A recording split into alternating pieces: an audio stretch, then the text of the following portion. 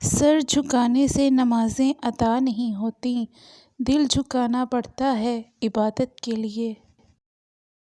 سجدے لمبے کیجئے، مشکلیں چھوٹی ہو جائیں گی انشاءاللہ۔ اگر اسے تمہاری دعائیں رد کرنی ہوتیں تو وہ تمہیں جائے نماز تک ہی کیوں لاتا؟ نماز وسیلہ ہے اللہ سے ملاقات کا۔ رسول صلی اللہ علیہ وآلہ وسلم نے ارشاد فرمایا، نماز میں لمبا قیام کرنا موت کی تکالیف کو ہٹا دیتا ہے۔ بہترین صبح وہی ہے جس کا آغاز اللہ کے بابرکت نام سے ہو۔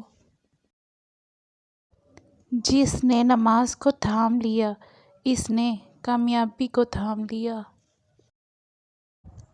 جسم کی تندرستی نماز میں ہے، دل کی طاقت تلاوت قرآن میں ہے، دماغ کی قوت ذکر الہی میں ہے، روح کی راحت درود شریف میں ہے۔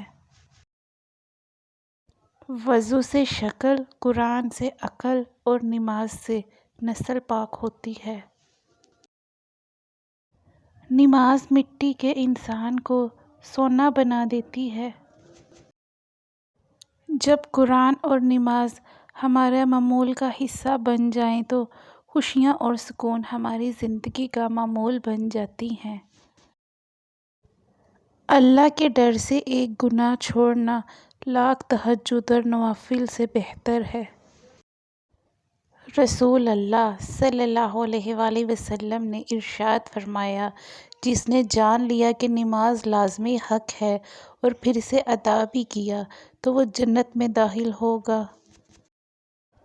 سجدے سے نہ اٹھے دل، ایسی کوئی نماز دے، مجھے عشق دے اپنی ذات کا، اس کن سے نواز دے۔ جب عبادت بوجھ سے سکون بن جاتی ہے تب اللہ سے پیار ہو جاتا ہے۔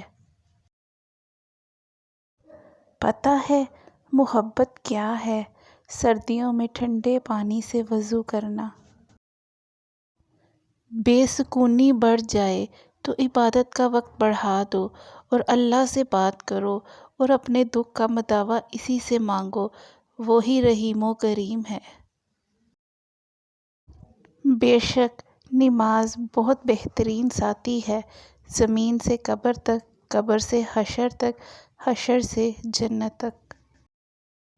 رسول کریم صلی اللہ علیہ وآلہ وسلم نے فرمایا، بندہ اپنے رب کے سب سے قریب اس حالت میں ہوتا ہے جب وہ سجدے میں ہوتا ہے، لہٰذا اس میں کثرت سے دعا کرو۔ صلی اللہ علیہ وآلہ وسلم۔ میرا جی چاہتا ہے کہ میں اپنے رب سے بات کروں تو میں نماز پڑھتا ہوں، اور جب میرا جی چاہتا ہے کہ میرا رب مجھ سے بات کرے تو میں قرآن پڑھتا ہوں۔ ذکر الہی جب دل کی دھڑکن بنتا ہے، خون کا حصہ بنتا ہے تو سارا بدن خود بخود اصلاح کی طرف چل پڑتا ہے۔